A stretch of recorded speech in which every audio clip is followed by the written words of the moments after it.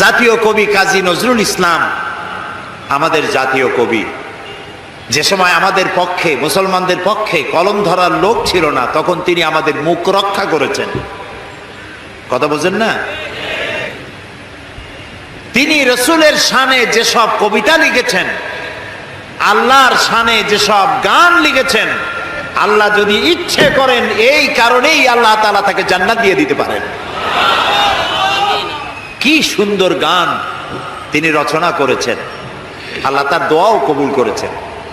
তিনি প্রার্থনার একটি গান বানিয়েছিলেন নিজের জন্য, মসজিদেরই পাশে আমার কবর দিও ভাই, যেন সকাল সন্ধে মুয়াজ্জিনের আজান শুনতে পাই। তার এই আকাঙ্ক্ষা, এই আকুতি, এটা কি কবুল হয়েছে? এরকম আসতে বলেন কেন? আপনারা ঢাকার মানুষ, চোখে তো দেখতেছেন কবুল হয়েছে কি না?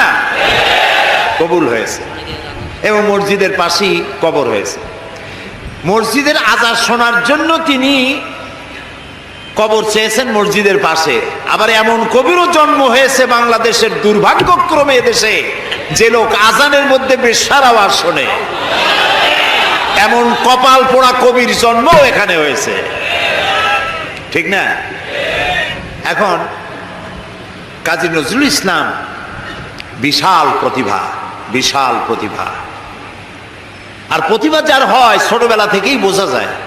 তিনি একবার স্কুলে যাচ্ছিলেন, বাসে ঝুলিয়া, নাম ছিল দুখু মিয়া।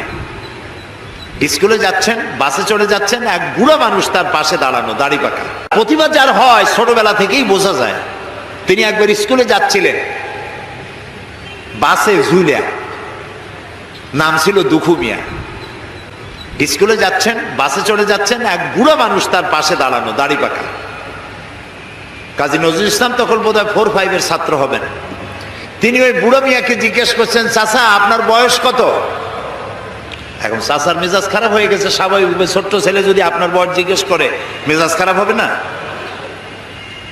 রাগ করে বলছে যে আমার বয়স কত তা তোমার দরকার কি? কয় না চাচা, একটু জানতে চাচ্ছি আপনার বয়স কত। তো বেচারা বলেছে আমার বয়স 60 বছর তো পার হয়ে গেছে। কেন জিজ্ঞেস করলে বাবা? কাজী নজরুল ইসলাম বললেন যে জিজ্ঞেস করলাম এই কারণে, 60 বছর বয়স হয়েছে, এখনো আপনি নিজ পায়ে দাঁড়াতে শেখেন নাই। লোকটি তাকায় দেখলো তার নিজের পা একখানা নজরুলের পায়ের উপরে। তখন ওই বাচ্চা বুড়া বলতেছে, মর্নিং শোজ দ্য ডে, প্রভাতই বলে দেয় দিনটা কেমন যাবে। সুতরাং এই বাচ্চা তো বড় হলে কিছু একটা হবে। তিনি বিশাল মাপের কবি, কিন্তু দেখুন আবেগে তাকে কোথায় নিয়ে গেছে, বাস্তবতার যেখানে মিল নেয়। তিনি গান রচনা করেছেন তার প্রিয়তমার নামে, মোর প্রিয়া হবে এসো রানী, দেব খোপায় তারার ফুল। যাকে উদ্দেশ্য করে তিনি এই গানটা লিখেছেন, সেই প্রিয়তমাকে যদি সত্যি তিনি পেতেন, তাহলে আকাশের তারা খসায় এনে খোপায় পরাতে পারতেন কি? পারতেন। তিনি বলেছেন, ওই গানের মধ্যেই বলেছেন যে তোমাকে যদি পাই তাহলে রংধনুর রং আর জ্যোৎস্নার রং দুটোতে মিলিয়ে আলতা বানিয়ে তোমার পায়ে পরিয়ে দিতাম। আছে না গানে? জ্যোৎস্নার রং দুটোতে মিলিয়ে আলতা বানিয়ে তোমার পায়ে পরিয়ে দিতাম। আছে না গানে? সত্যি যদি ওই প্রিয়তমাকে তিনি লাভ করতে পারতেন, তাহলে রংধনুর রং আর জ্যোৎস্না মিলিয়ে আলতা বানাইতে পারতেন। এই কথাগুলি হচ্ছে কবিরা কবিতা লিখতে গিয়ে আবেগ প্রবণ হন, আবেগের উচ্ছ্বাসে যা লেখেন বাস্তবতার সাথে তার কোনো মিল থাকে না। এক্ষেত্রে আমি কবি হাফিজের কথাও বলি। পারস্যের নাম করা কবি, কবি হাফিজ, তিনি তার প্রিয়তমার জন্য তিনি গান উৎসর্গ করলেন। সেখানে তিনি লিখলেন ফার্সি কবিতা। তার অর্থ ছিল এরকম যে আমার প্রিয়তমার লাল গালের উপরে একটি কালো তিল আছে। প্রিয়তমার লাল গালে একটি কালো তিল আছে।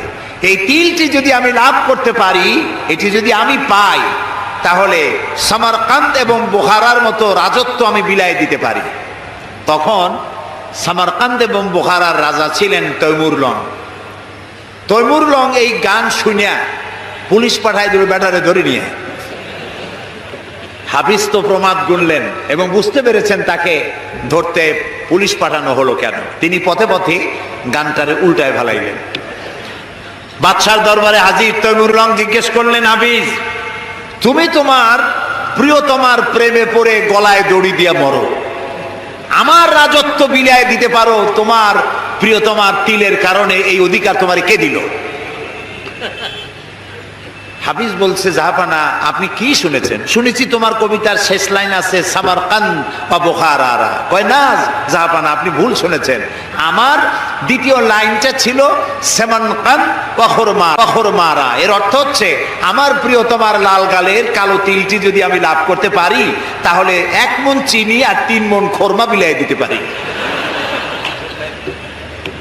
এখন আমি এই কথাগুলি শোনালাম এই কারণে যে কবিত্ব একটি প্রতিভা নিঃসন্দেহে, কিন্তু কবিরা আবেগপ্রবণ হন, উচ্ছ্বসিত হন, আবেগে এমন সব কথা বলেন যা বাস্তবতার সাথে মিল নাই।